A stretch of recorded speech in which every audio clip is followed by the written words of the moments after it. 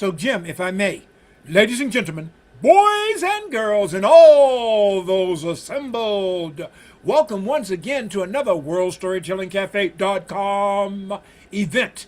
And today we have stories for peace being conducted by the one, the only Jim Brule. Okay. Jim, the stage is yours. Oh, thank you. And my understanding is I have plenty of stories for the time we have before us, but my understanding was that others might want to tell, and that'd be more than welcome. So, very good. So, Baba C, you would like to tell.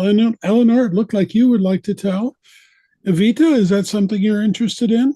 I'm still thinking of what, but yes. Okay. Well, we'll do what Maria Gillen calls the story road. So we'll weave the next story into place, whatever it ends up being at the time.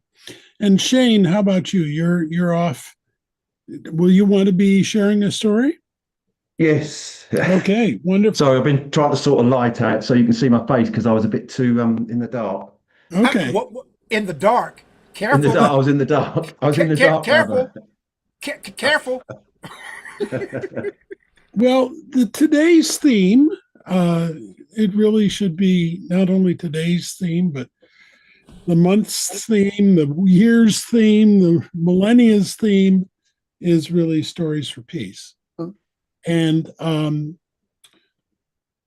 one of the things I like to do sometimes is repeat a story that some people might know because it gains depth with repetition. So I have a bunch picked out. I would like to start with two, and then we'll go around and we'll fill in with more stories and more stories after that.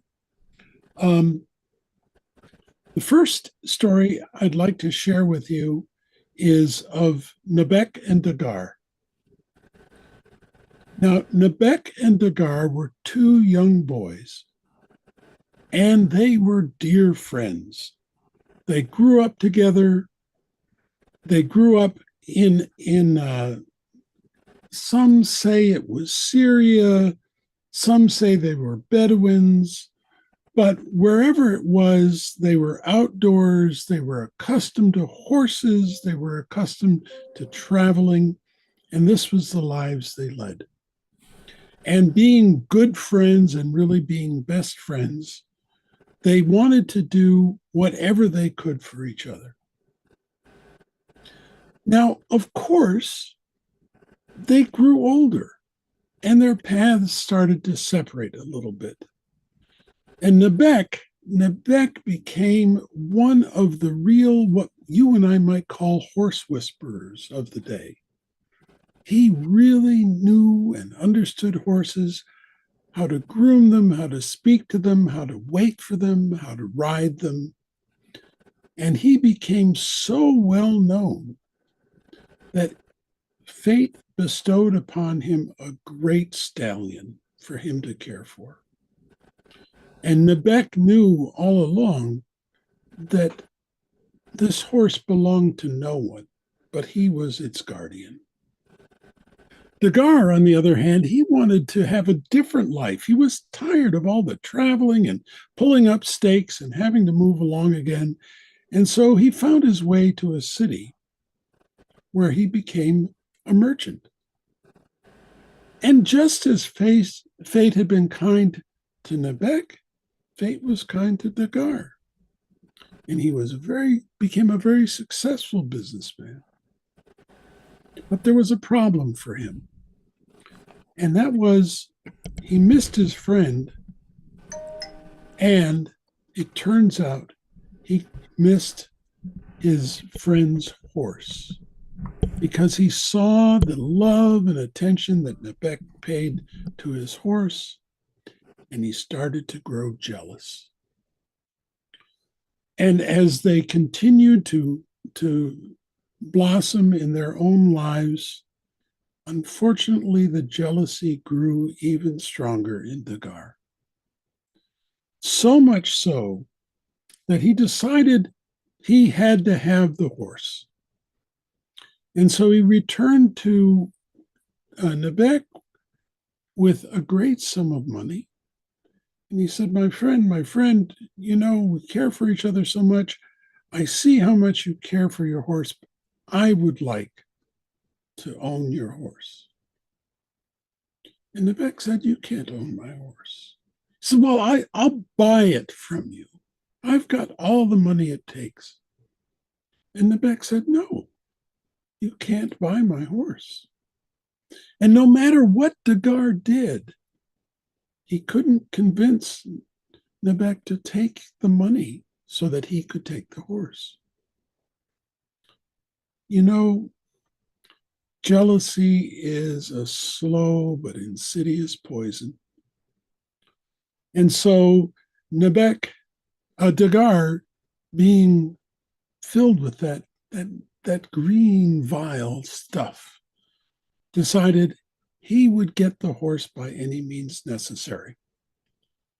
And so what he did was he made a plan. Now he knew that every day Nabek would take the horse and exercise it along this one road and run it at great speed, because that's what the horse loved to do. And so he went out early one morning before the sun even rose. And he covered himself with filthy rags, and he changed into the clothes of a beggar, and he lay like a lump at the side of the road. And when the sun came up and he knew that Nabek was coming, he started to moan, and he waited for Nabek to run down the road with his horse. And sure enough, as they were getting closer and closer, Nabek saw this. He thought it was a pile of rags, but as he grew closer to it, he slowed down and he heard the moaning. And he stopped and he got off the horse. And he walked over to the rags and he pulled them back. And there was this creature. He didn't recognize him because his face was all filthy and he was just moaning. And Nabek said, oh, my poor fellow, here, let me help you. I'll take you to a doctor and we'll get some medicine for you and you'll be okay. And so he carefully lifted Dagar up onto his horse. And once he had him settled on his back, he got ready to climb on himself, and all of a sudden, Dagar grabbed the reins and he kicked the horse, and they went shooting off down the road. And he turned his head and said, I am Dagar, and I have your horse. It's mine now. And he kept riding. Now, the horse was swift. There was no way Nabek was going to be able to catch it. So he just called out, Dagar, Dagar, wait, stop. And they were so far out, he could barely hear him, but he stopped the horse and he looked back and he said, what is it? I've got your horse. He says, no, no, no. I give you my horse. Dagar said, what do you mean you give me your horse? I give you your horse. I give you my horse. It's yours on one condition and one condition only. And Dagar said, what? Why does that matter? I have it now. I will give it to you. It'll be yours completely.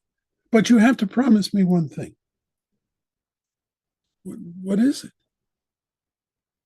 You have to promise me that you will never tell anyone how you got the horse. And Dagar said, are you that proud? Are you that proud that you don't want people to know that you were fooled? He said, no. I'm not worried. I'm not worried that someone else will encounter someone by the side of the road in pain and in need, and in fear of being tricked, they won't help them.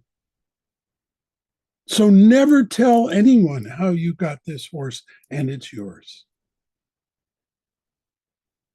And when Dagar heard those words, his heart broke open,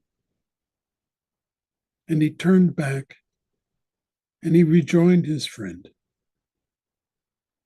And they began a new and deeper friendship from that moment.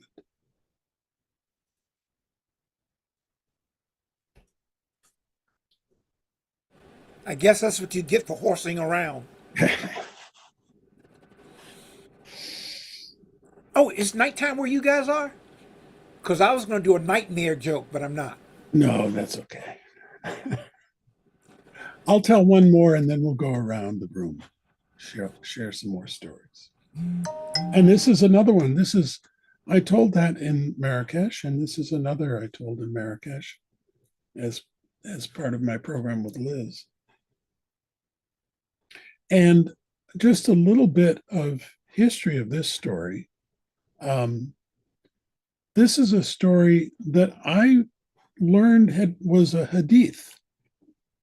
Now, for those of you not familiar, we have in Islam, we have the Quran, which is the scripture, but then we have this collection of other writings called hadith, which are about the Prophet, but weren't contained in the Quran. And they're understood to be important writings, important stories, and they're gauged as to how reliable they are by the teller, by how many people how many different people have told this particular tale. And there's some wonderful, wonderful hadith. And I was told that this was a hadith. And I have to tell you, in my rather extensive searching with some of my dear Muslim scholar friends, we can't find the hadith. So I don't know if this is a hadith or not, but it has that reputation. And I think you see why people might like to say this is a good story. You know, in the world of North Africa and the lands that surround it, there's merchants relied on camels to get their goods transported across the way. And those of us who have met camels know that they can be rather irascible. You know, they're big, and if you get on their wrong side, they'll spit at you. They might even try and take a nip out of you. They smell. But, you know, who among us doesn't smell from time to time? And there was this one particular camel driver, Ahmed, who was a very successful merchant.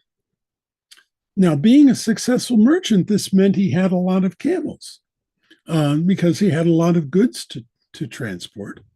And he had some camel drivers to help him out. But his most important participant in these long caravans that he would lead was his lead camel. Because this camel and Ahmed knew how to get along. And in fact, the camel was so adept that not only did he pretty much know what Ahmed wanted next, but he could communicate that to the other camels, and they would, if you look, pardon the expression, toe the line. And so they would make their way on their long journeys, Ahmed and his favorite camel, followed by camel after camel, laden with more and more merchandise. Now, one day they were passing through the outskirts of a very large community, and they came upon a fenced orchard. Now, this wasn't a strong fence. It was more for setting boundaries than anything else. But what this was an orchard of was of pomegranates. Big pomegranate trees. And, you know, a pomegranate, once you get past its thick outer skin, is juicy and flavorful. And if you've ever seen a camel with its big mouth and jaw, you can kind of imagine the way that jaw fastens around a pomegranate, and when it closes upon it, the juice just runs down. And it was as they approached this pomegranate orchard that Ahmed's camel saw one pomegranate, one branch with a thick, beautiful, heavy pomegranate sitting there just waiting to be eaten. And the camel reached out and grabbed it in its jaw and crunched. Well, what no one had noticed was that just beyond the tree was the owner of the pomegranate orchard. And he was furious that this line of camels had come and the first one had grabbed this pomegranate, and who knows how many more were going to be eaten by the time this guy was through. So he reached down and he picked up a stone and he threw it with all of his might. And it hit the camel right between the eyes. And the camel fell over dead. Ahmed screamed.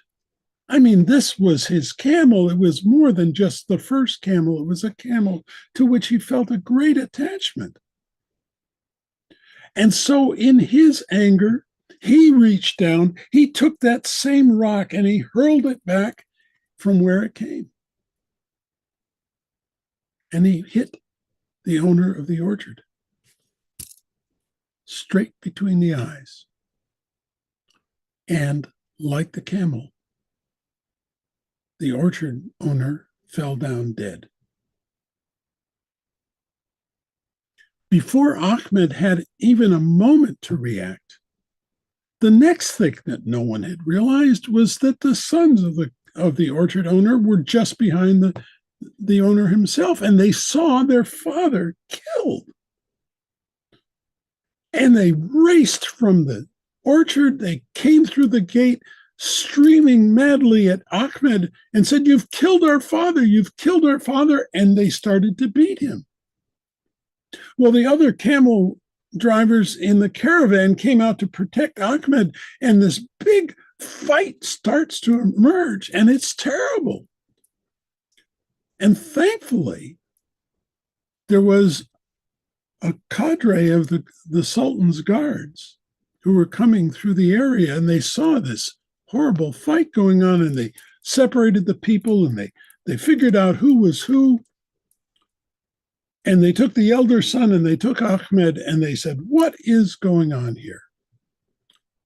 And Ahmed told them, this man threw a stone at my camel who was eating his pomegranates and he killed my camel. And I didn't mean to do it, but I was angry and I threw a rock back and I killed him and I feel terrible about it. But the son said, "That's right. He killed our father and we want him. A life for a life. That's our right." And Ahmed said, look, there's been enough death. I'm a wealthy man. I'll pay the blood price for the murder. I acknowledge that this is what happened. But please, let's stop the killing now. Take my money and let me make it up to you in that way. And the elder son said, "Your money can't replace my father. What are you thinking?" And they argued and they argued and they argued more. And finally, the captain of the guard said, "You know what? The Sultan's going to have to solve this."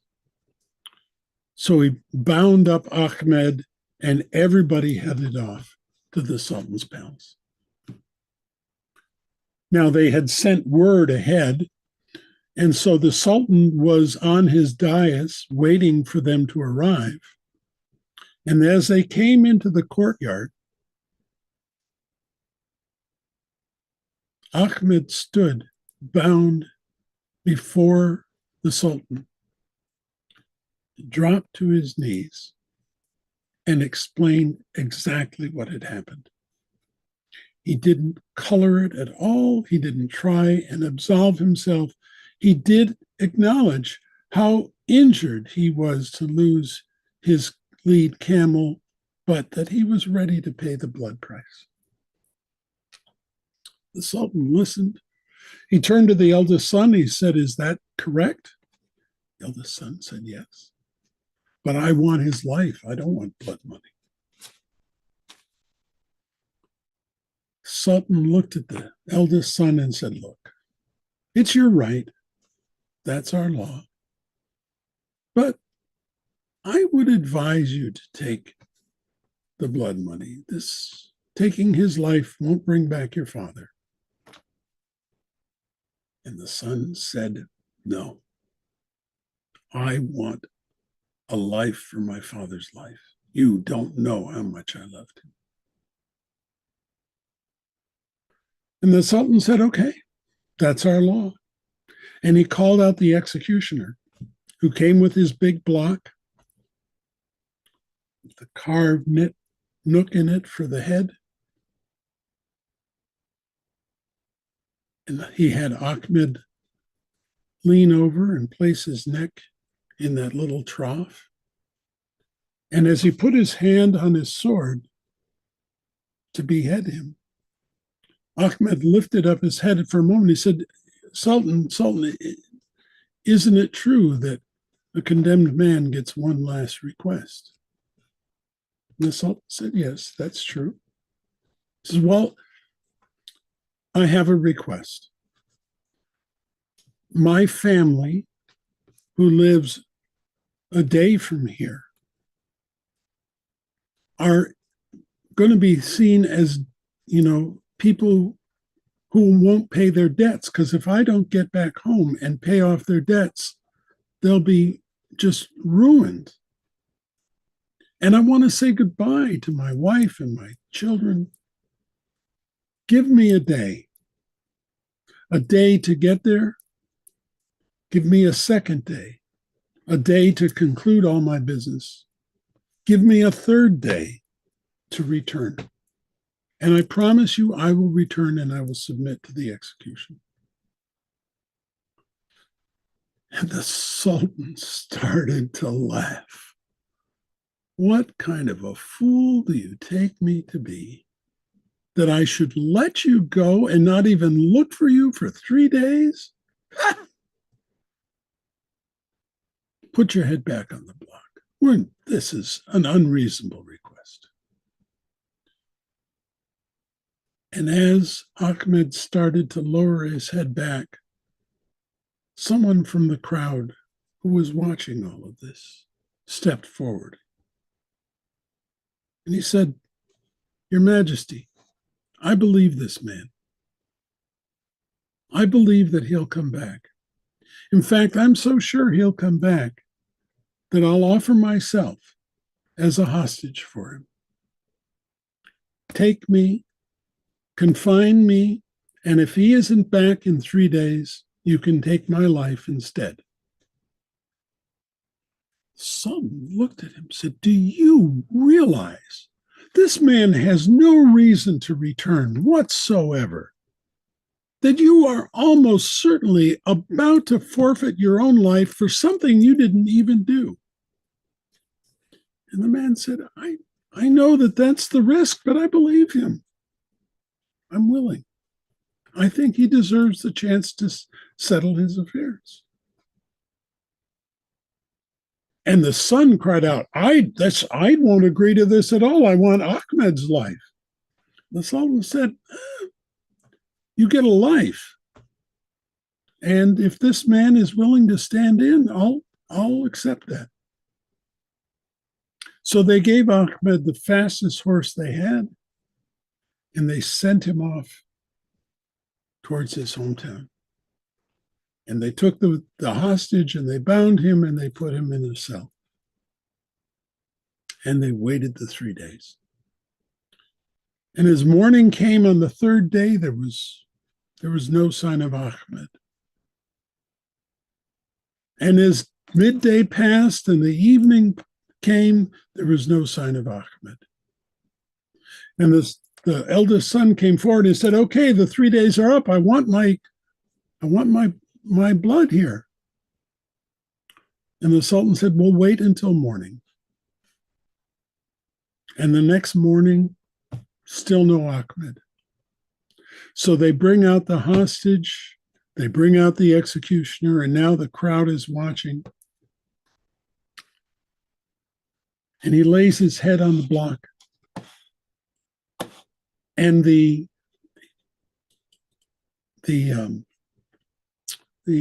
man turns to the executioner and says, I have one request for you. My request is that you make it swift. And the executioner said, I will. And so he drew his sword, and as he was raising it above his head, someone called out, there's dust on the horizon. And the Sultan said, wait. And the dust grew closer and closer, and soon they could see that there was a single man riding a horse, and not long after that, they recognized that it was Ahmed. And they threw open the gates, and Ahmed came running in, threw himself on the ground next to the hostage, and said, thank you for waiting. Thank you for waiting. There was a terrible sandstorm. I came as quickly as I could. Here I am, ready to pay my price. And they released the hostage, and they bound Ahmed, and he laid his head in the niche. And just before the executioner was ready to draw his blade, he looked up to the executioner and he said, please, make it swift. And the executioner said, I will. And as he drew his sword, the Sultan said, wait a moment. I have a question for you, Ahmed. Why did you come back? Why did you come back? Well, he said, the question crossed my mind, certainly, but there I was with my family saying my goodbyes. And I said to myself, what world do I want my children to live in? I want my children to live in a world where a person's vow means something. That's more important to me than my life. That's the world I want for them. And so I had to come back. And the Sultan said, I understand. Thank you. And he laid his head back down on the block. And the executioner drew his sword. And the Sultan said, wait a moment. I also have to choose what world I want to live in. And I want to live in a world where justice is tempered by mercy. And so, turn to face the elder son, you will accept the blood money. Release Ahmed, and you, elder son, come with me and Ahmed, and let's go have tea together. That's where the story ends. But I've often wondered about what that tea was like.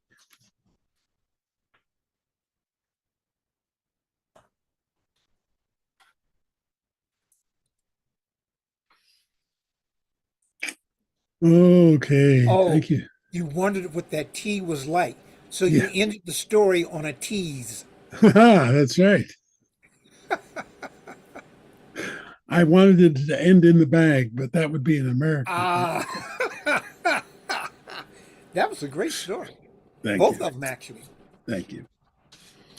So, welcome to our mid-arrivals, folks who have come in once the story started. I want to welcome you to the Stories for Peace here at the World Storytelling Cafe. This is an opportunity for people who have a story that has to do with peace to share it. I've got a bunch in my bag, but we also want to make sure that everybody gets a chance to tell who's had that desire. I've so far heard from Baba C. and Eleanor and Shane and maybe Evita that they have stories. The others who have arrived, do you have stories as well that you would like to share?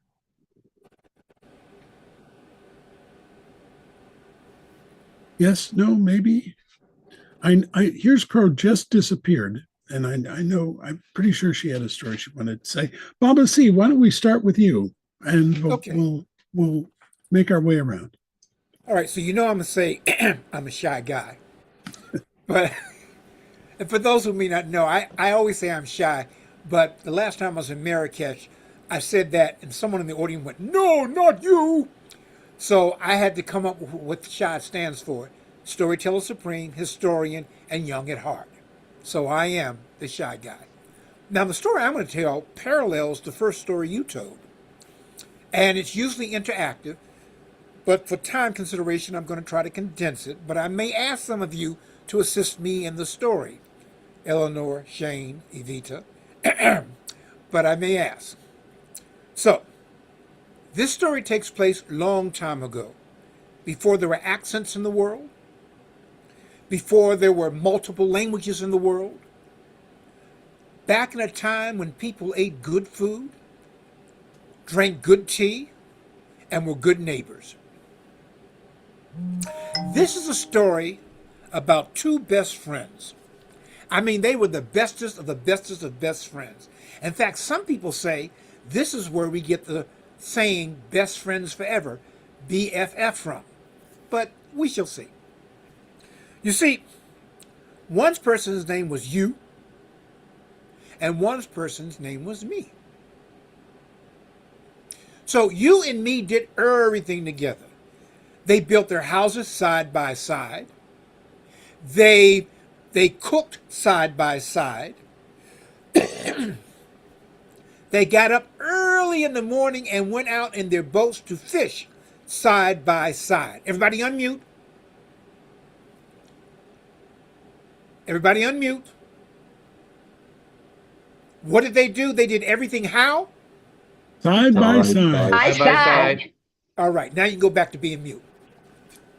Well, they went to their favorite fishing spot and they fished and they fished and they fished, and they would come back side by side, and they would count the fish side by side, and they would put some aside side by side, and they would go to market and sell the fish they were not going to eat for themselves.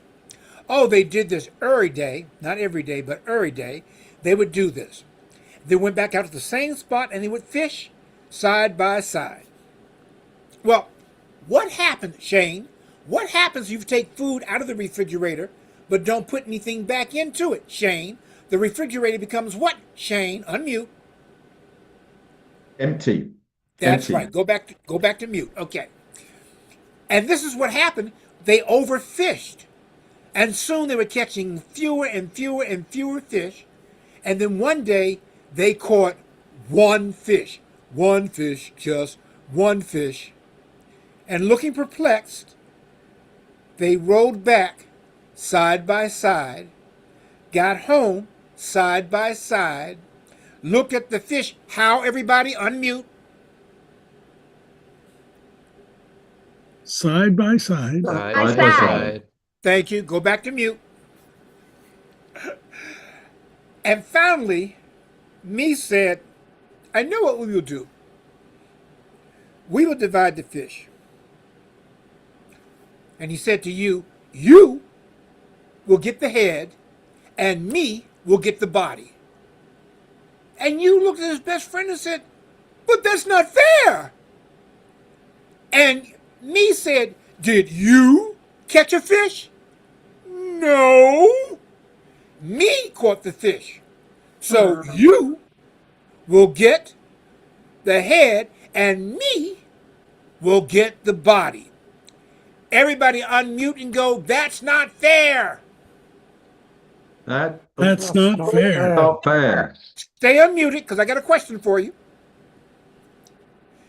And me turned to you and said, did you catch a fish? And me said, No. No. now you go back to mute. Hey, Keith.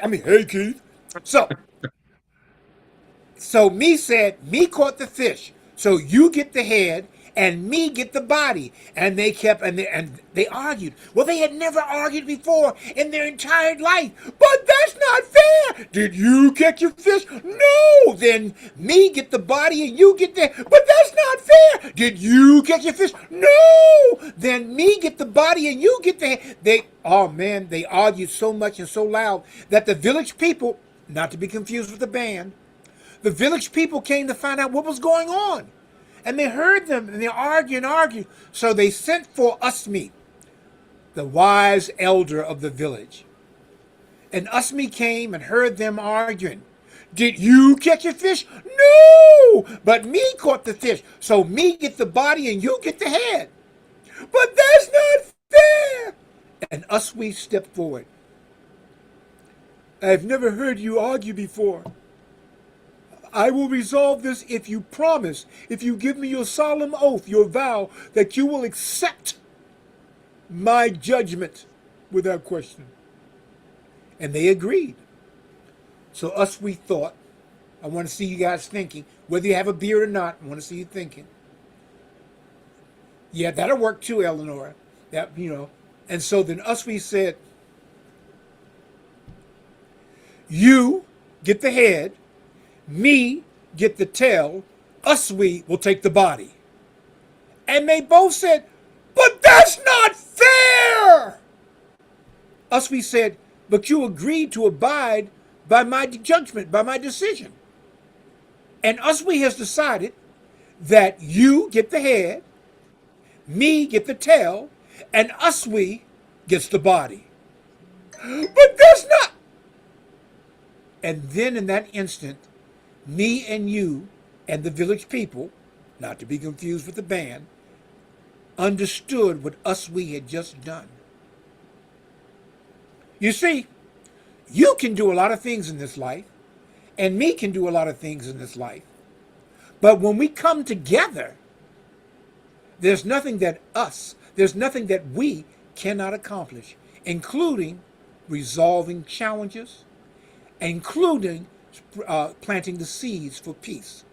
And this is my story about you and me and us and we. Asante.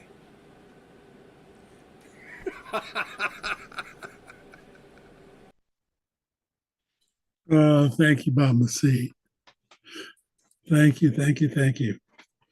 Eleanor, why don't you go next? I'm going to turn my speaker down so I don't cause. Ooh, okay.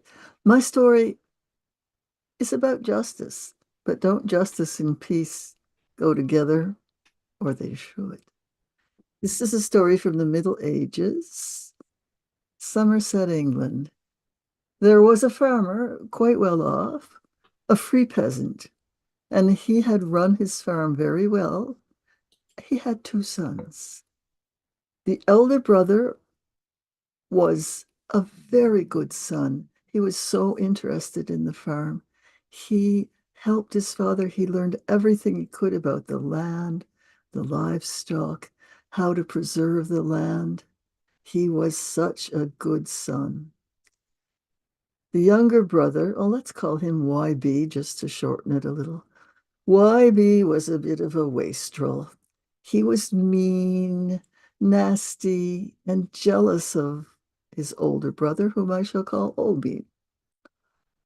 Now, in this part of the world in those days, there was a practice known as ultima geniture. That's a great big word for meaning that it is the youngest son who inherits. So when their father died, the younger son took over. Well, he would have thrown Obi off the land, but he knew that was definitely against his father's wishes. So what he did was he gave him a little hovel at the end of the property where there'd been an old peasant there who had just passed away. And Obi was given this rundown house, rundown barn, derelict apple orchard, and 2 beasts, a donkey with a lame leg, and an old ox with a sway back and sores all over his hide. And on top of that, YB charged Obi a very large rent. And Obi wasn't sure how much longer he could stay there. But he loved the land. So he got over that and put his efforts into improving his small piece of the property. First, he planted vegetables to feed those two animals. He made poultices out of herbs and healed the ulcers on the old ox, and pretty soon those beasts began to perk up a little. He set to work mending the house, the roof was fixed, the shed was fixed, and he started to work on the orchard. That he trimmed all the weeds and he pruned all the dead branches and he fed the orchard with fertilizer, and the trees perked up a little too. And as the year went on, it came toward Christmas Eve. This was in the days of the 12 days of Christmas, so this was the eve of the 11th day. And younger brother had not invited older brother to come down to his house for the feasting and merriment. So there was Obi sitting up in his own little house, trying to be as cheerful as possible. He fixed himself a few special meals and took them out to the barn. And there he shared with the two animals and drank some of his wonderful Somerset cider. I know about that Somerset cider. Oh, it's vicious stuff, but lovely. It's half the price of beer. But when I was presented with it, I drank twice as much as I would have if I'd ordered beer. Anyway, I know about Somerset cider and it is good. And then after old B had finished his own cider, he poured a cup to take out to the apple orchard. He went over to the oldest tree, took the cider and poured it down into the roots of the tree. And he sang the little song. Old apple tree, I wassail thee, and hope that thou shalt bear. For the Lord doth know where I shall be, come apple time next year. And suddenly, as he was looking at the apple tree, the bark began to rustle and shake and spread apart.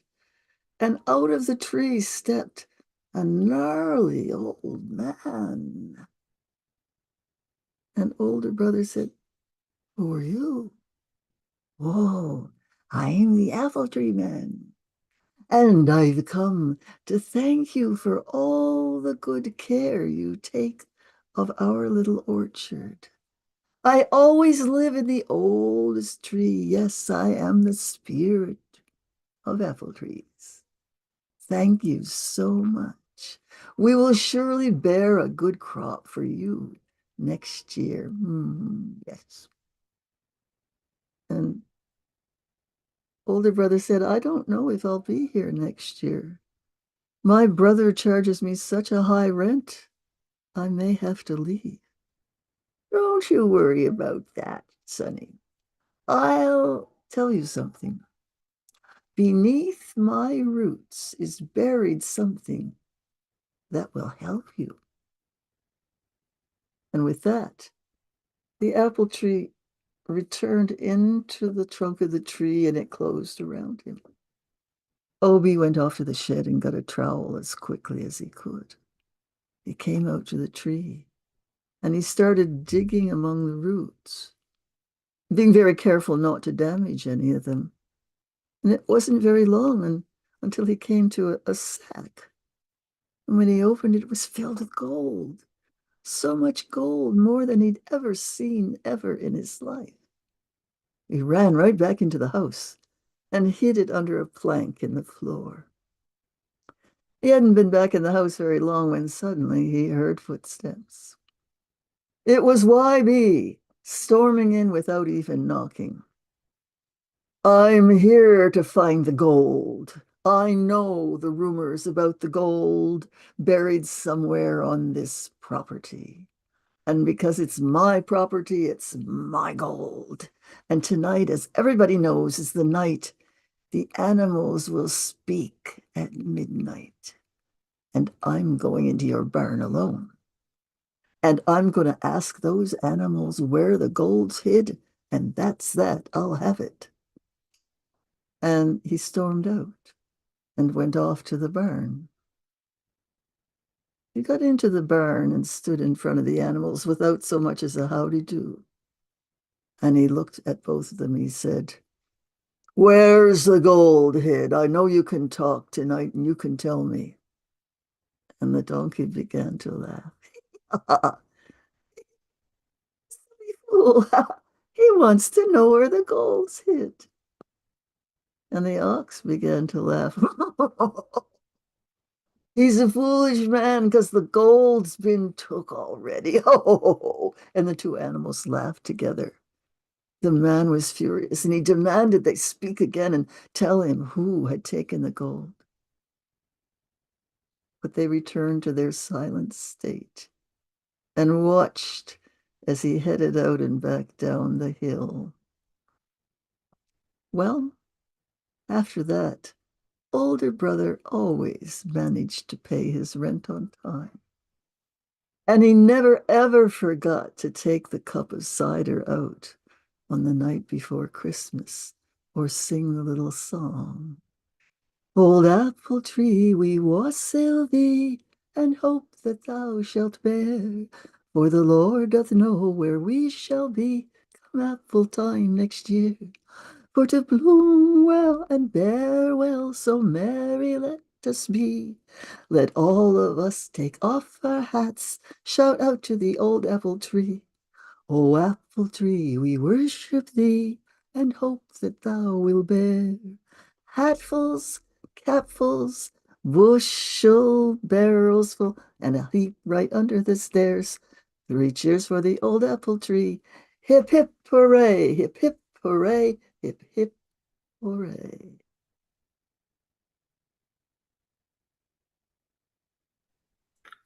Thank you. Wonderful, Eleanor. Wonderful. Thank you. I believe we have another hour in front of us. Is that not correct? Who knows the answer to that question? I'm not sure. Waleed, how long do we have? 'Cause we usually go about we usually go a little bit over an hour, but I'm not sure. Waleed, Okay. could you post how long we have? Because we know you have other things to do, and Waleed Yeah. is recently married. Oh. All right. Well, we'll wait to hear from him. Let's see. Shane, why don't you give us your story, and if we've got time, we'll take Here's Crow.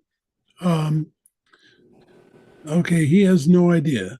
Let's But he says it's but it's okay.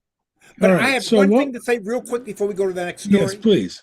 And Eleanor just finished telling the story, right? Right. So, Eleanor, you got to the core of the problem. And I Baba can say that C, 'cause what there's no would we skin ever off my do teeth. without you? That one was to so which- good it hurt. Yeah. we were talking about in another circumstance whether the term dad joke was a pejorative or not. And I think Baba C, we'll leave you with dad jokes for now. We'll leave you with that title. And I'll just mention that I'm beyond that. I do granddad jokes. yeah. The source of all the dad jokes that I have are my mother. So that's another story. Shane, why don't you share your story? I could say that Baba C's jokes were perfect for Des O'Connor, and Baba C will have no idea what I'm talking about. So I'm safe there. There you go. No, there's the internet. I'll look it up. So this story is it's a brand new story. It's only just on my tongue, so it's not in my bones. And I heard it 1 week ago, although I think I heard it once before a couple of years ago, and I heard it 1 week ago, and I just love it so much. I've told my partner the story, but no one else. So this is a bit of a birthing of a story, but I want to tell it because to get to know a story, as John Rose says, to get to know a story, you have to tell the story. So that's what I'm going to do. So this this story goes back to a time when Russia was known as Old Mother Russia, a very different time, a very different time. And there was an old trading route that went from Novograd to Moscow when Moscow had a market. I don't know if it still does, but it's when it had a market where all sorts of things would be sold. And it was a drover's road in the main with the occasional merchant, but it was mainly a drover's road. And they would either be driving the big cattle, you know, the horses, the cows, the ox, or they'd be driving the small cattle, the goats, the pigs, the sheep. And in the summer, well, it was burning hot, dusty, dirty work. And there was an inn about halfway along this long drove road. And they would often stop there. And the reason they stopped there was, well, Ivan, the man who ran the inn, he knew how to look after his customers. And in the summer, he would have bowls of cool water with mint in, brought down, not to drink, to put their sore, dusty feet into. And it would just soothe their feet. And they loved that. And then Ivan would say, you must stay the evening. I have good beds, I have good food, I have good vodka. And of course, the drovers, well, they weren't going anywhere else. They needed a break. And they would have a good bowl of something. And then the vodka would be put on the table and they would have a few vodkas. And when it was bedtime, the bed linen was always clean and what have we. And they would have a good night's sleep. They would pay their money in the morning and they would go on their way. Winter in old Mother Russia was long and harsh and hard, and the drovers still had to take their animals. And they would bring their big cattle, the horses, the oxen, forgotten what the other one was, I'm going to have a quick look, the cows, of course, the small cattle, the pigs, the sheep, the goats, and they would arrive there with their thick woolen coats on and their fur hats and their big boots, but they were cold. They'd get their animals settled down and they would go in, and Ivan would have that brought down warm, hot bowls of water, put at their feet with a little bit of mustard or something in there, and they would take their big boots off and they would sit and they would put their boots and their feet into this warm water, and oh, quite soon it would warm them right to their bones. Oh, it was a very comfortable thing. And then Ivan would bring through an even bigger bowl of delicious hot stew, and he would put it down and they would tuck into that, and a bottle of vodka would be put on the table. It was said to be the finest vodka that you could buy anywhere in Russia. I don't know if that's true, but that's certainly the story was it was the best vodka. And I guess on a cold night, any vodka is the best vodka. But anyway, they would sup a couple of vodkas and what have we, and they would go up to bed in the evening. And in the winter, well, there was the most sumptuous warm woolen blankets that you could imagine. And they would snuggle up into these drovers and they would have a wonderful night, pay their money in the morning. Off they went. Well, word got around how wonderful this inn was on this drovers road. And before long, more and more merchants would stop there and experience the same thing. And it is rumored that one of the Tsars stopped there one night, but I don't know if that's true or not. But anyway, it had a very good reputation.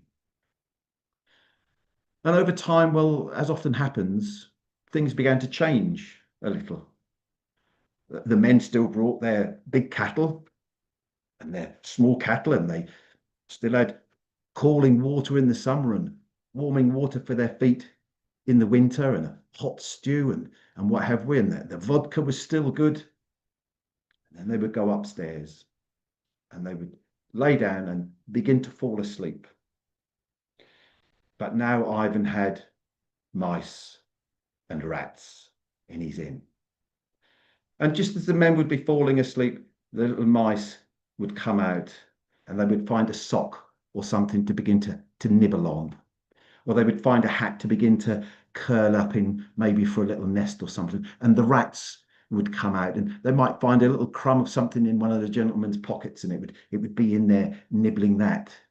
And it wasn't be long before the rats began to nibble toes and nibble noses, and quite soon the men, while they were tossing this way and that way and that way and this, and they didn't get a wink's sleep looking for these rats that would crawl over their bodies or over their heads, and they would kind of shoo them off, and well, they didn't sleep at all.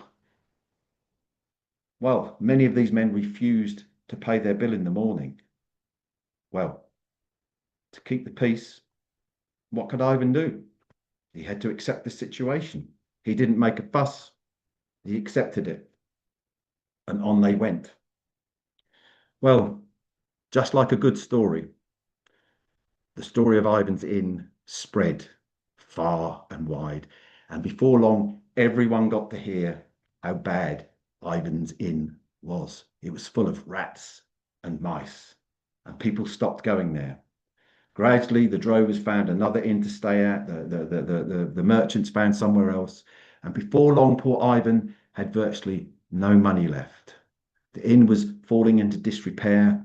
There was even more mice and rats. His business was failing. He was failing.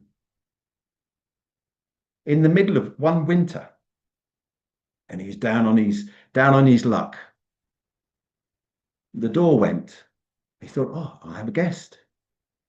And in walked this old man with a beard a bit like Keith's, long and grey. He had a bit more hair than Keith, though. A bit like Jim, really. He had kind of a full head of kind of white hair and this big fur hat on and this big warm winter coat. And he had these kind of bluey grey twinkling eyes. And he said, do you have something I can eat and a drink? Oh, I do, said Ivan, and a bed too, if you would like one. Well, I'll consider the bed, he said, but I'm very hungry, and I could do with a drink. Ivan said, you wait there, he said, I'll get you something to eat. And he brought in a big warm bowl of stew, and he put it down on the table, and he put a bottle of vodka on the table. And this old man looked at him and said, I have to tell you one thing. What's that, said Ivan. He said, I don't have any money. And Ivan looked at him. And he thought, well, to keep the peace, I'm down on my luck anyway. It's only one person. He looks like he hasn't eaten for a day or two, and his clothes are untidy. He doesn't look like he's worked for a long time, and he's old. And he said, you can have it. He said, have it on the house. He said, you can have it on the house and the vodka. So this old gentleman, he ate the stew and he had vodka. He said, it's very kind of you. Thank you very, very much. Anyway, I must be on my way. Ivan said, oh, okay. He said, well, okay. The old man went, and Ivan started to clear away. And he thought, well, that was very odd. And he went to the door. He said, oh, he was an odd man. There was something very, very different about him. He looked familiar somehow, but something very different about him. And he looked down the Droving Road, which was, covered in snow and ice, and the trees were hanging with snow. And he kind of looked, and he was watching this old man just walk away. And it was as if the ground was moving. And he sort of rubbed his eyes, and he looked. Well, the ground was kind of moving. It was covered in mice and rats. Every single mouse and rat from that inn was following him, and he took them miles and miles and miles away. And Ivan's Inn no longer had mice and rats. Well, word got around very quickly, as it does if it's a good story, and one or two drovers began to stop there again, and the odd merchant stopped there, and just things picked up a little bit. And then it got very close to Christmas. And Ivan, being a good man, he thought, I need to go to the church and light a candle to remember those, my family that are no longer here, and to pay my respects. And he went to the church, beautiful, one of those beautiful Russian churches, And he went in there and he took a candle and he lit a candle, and he was standing in front of this statue of a man. And he looked up, and he looked into the eyes of this statue, and he recognized that grey blue, and he recognized that beard and that hair. It was the man who had got rid of his rats and his cats and his mice. It was Saint Nicholas, and he couldn't believe it. And he looked down, and on the plinth was 2 rubles to pay for a warm stew and vodka. And Ivan, in my story, took that money and put it in the box for the poor. And that's my version of Ivan the Innkeeper and St. Nicholas. Thank you. Thank you. Thank you. Thank you. Very much in keeping with the theme. Yes, thank you. And you know I got a pun. So you told the story about the innkeeper. So it worked out in the end.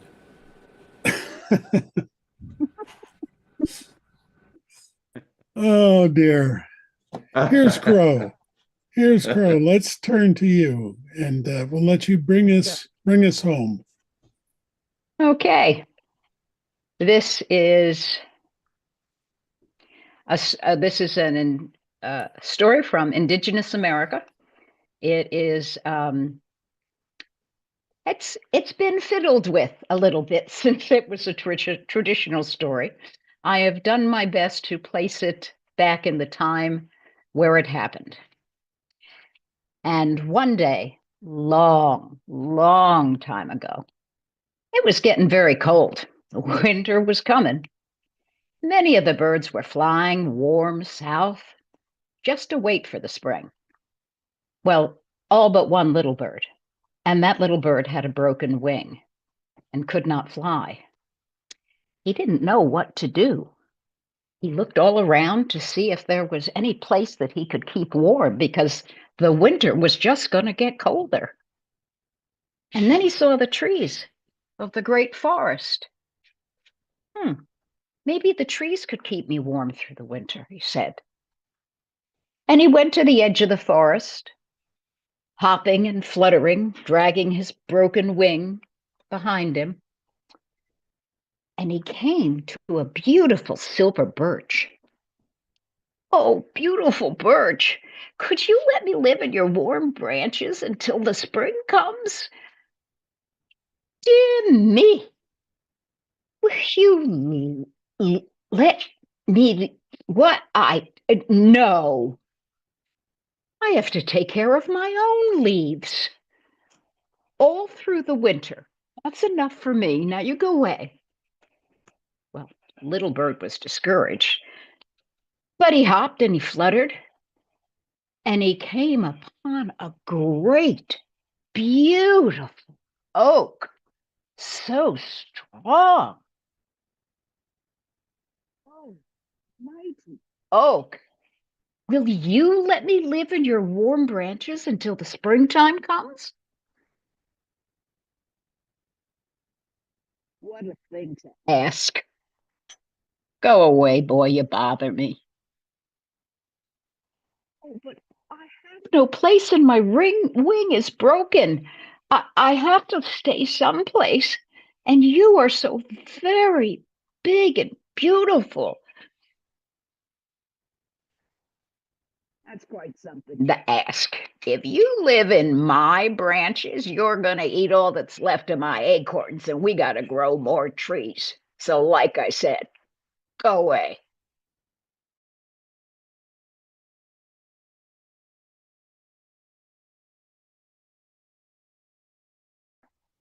He hopped and he fluttered, dragging his wing behind him.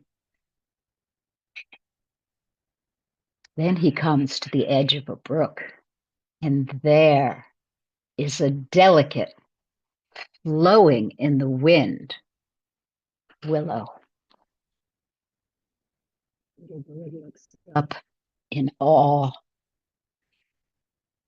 Oh, could you possibly take me in to live with you in the winter, because I have this broken wing and I can't go home with the other birds? No, indeed. I never speak to strangers. Get on with yourself. You're in my shadow. Well, the poor little bird didn't know where to go. He knew he surely would not survive this winter alone. But he didn't see any other place. So he thought, maybe if I go a little farther into the woods, I can find, I don't know, maybe a hole and some worms or something. So, dragging his broken wing and hopping along, he went into the woods. But he didn't find what he was looking for. But he did hear another voice. Where are you going, little bird? I do not know. Those trees will not let me live with them. And my wing's broken and I can't fly south. I don't know what else to do. You may live on one of my branches, said the cedar. Here is the warmest one of all. And without that, he took a branch of the great flat cedar and laid it down gently all the way to the ground. The little bird climbed on and slowly but surely fluttered and walked his way all the way up the branch. And as he was going up, he timidly looked up one more time and said, May I stay here all winter? Yes, yes, yes, said the cedar. I should be glad to have your company. Well, now there was a pine right behind the cedar, and he saw the cedar lower his broad, flat branch so little bird could climb. And he jumped into the conversation. My branches are not very warm, but I can keep the wind off because I'm big and strong. Up into the warm branch of the cedar, and the tall pine kept the wind off his home.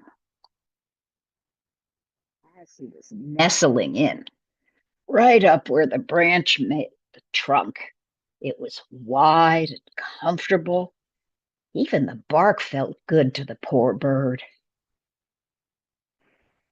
And then there was another voice.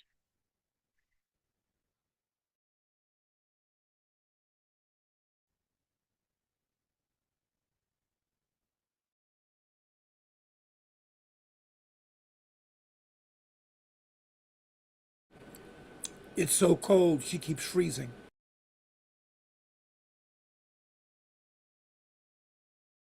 Here's Carl. I don't know if you can hear us, but you're frozen, and I have a hunch you're going to disappear. Now, that was a stone cold story. Ooh. But I hope is that her? No. No, I'm looking out for her, though. yeah, Now, according to this, she's still here. But she's frozen. she's frozen. Okay. That's just how cold her story was. Well, I hate to give away the ending. Let's see if she comes back. Yes. I think we just lost her. Hopefully she'll be back in. So I will she'll be be right monitoring. back. All right.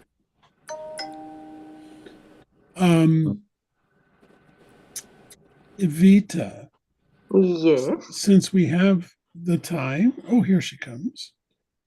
I'm going to have to go in a minute, actually, I'm afraid. Okay, so we'll wrap this up. Bird had just made it to the pine tree. You're muted still. Here we are. The birch was bragging that she wouldn't have taken care of him. Are we over? No, finish up. Okay. You'll be our last. Yeah. And the oak said, and I wouldn't risk my acorns. And the willow said, I do not speak to strangers. And with that, all three trees got up proud. But that night, the north wind came to play, and he asked the grandfather, could he blow off all of the branches and touch every leaf? And the creators said no. Those trees which were kind to the little bird, they will keep their leaves. Oh, Ever Oh, green. dear. So the north wind left them alone. The cedar, the pine, and the juniper all took care of the little bird, and there was peace in the forest, for the others became ashamed when all their leaves were stripped from them, and they were naked in front of the kindness and at peace. Is that why the willow weeps? And Thank you, your scroll. We are going, Evita, you've generously offered to sing us out, which I think would be wonderful. So why don't you sing us a song, and that's how we will wrap up this session of Stories for Peace from the World Storytelling Cafe. It was a truly wonderful night, and thank you, Crow. I'm so excited that I got to hear one of your stories. Thank you for sharing it. Thank you to everyone. an honor. Haza salam, falima salam, nudur tuntu alimu kalbi filmanan, kalimun wa ada, kalimin wa ainun, tunjur fumain, fifadain, finafadain, la makana, lahu fi wujud. Milala, milala, la, la, la, la, la, la. Milala, milala, milala, la, la, la, la, la, la. La. Is this peace? Is the name of the song. Beautiful, beautiful. Thank you. And thank you to everyone who contributed today, either by telling or being an attentive audience. So thank you. We need both roles. The storyteller is just a mumbler in the wind if there isn't an audience to listen. So thank you all.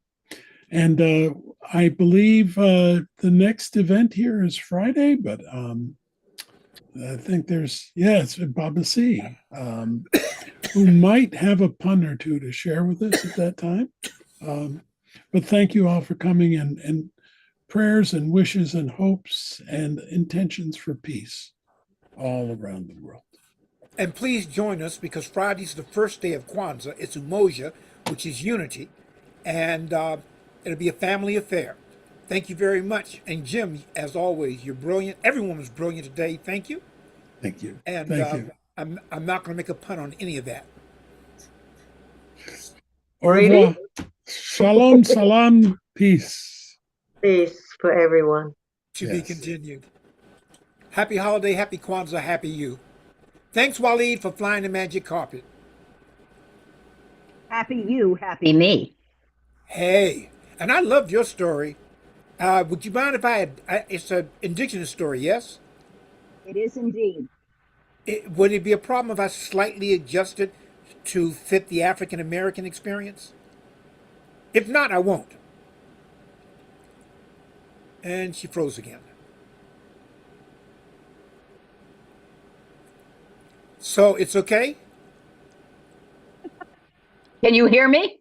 Yes. I was asking. Okay. Yes, I understand what you're asking. This is a very unusual circumstance, and normally I have a little dialogue that goes with it, but I saw your heart, and yes, take it for what you need from it, and just acknowledge that the person you heard it from, it was an indigenous tale. Oh yeah, that's what I intend to do. I Okay. strive not to Yes. Whenever I tell a story, it has to have the essence and respect of its Yep. source. And Like that's I all like you can ask. right. I like coyote tales, but I don't tell them all because some of them don't Are very translate well. specific. Right, Yes. right. You know. All right. Oh, you know what? You just thank you, Asante Sana. Thank you very much. One of my favorites. Take good care of her. Yes, thank you. Bye-bye. Vita, Eleanor, thank you. I guess we're about to sign out. Everyone take care. Shukran, And Pauline. I hopefully will see you Friday, both of you. But if not, there'll be other opportunities. Waleed, I know you're waiting to hear me say this. See out. Masalama. Goodbye. Tutuanana Bakahanana. Until we meet again. Owanigan.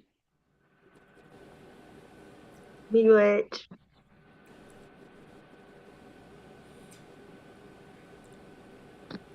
Oh, Not letting me leave again, as usual. I can Here. sign you out, I think. Oh, you're gone. So here's Crow. Take care. This is Baba C.